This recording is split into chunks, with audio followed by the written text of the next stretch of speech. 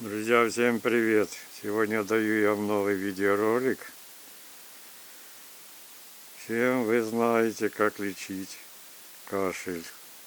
Вы пьете малину, вы пьете разные травы.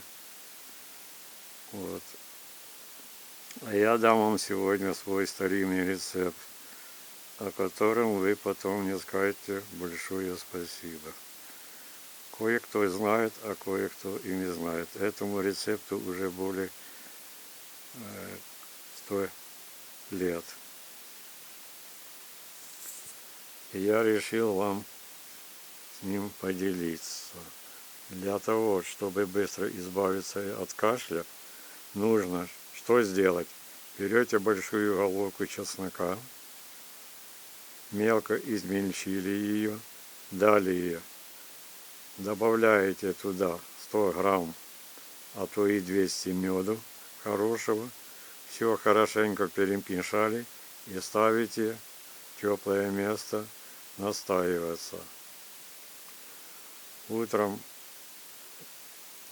взяли и принимаете за полчаса до еды,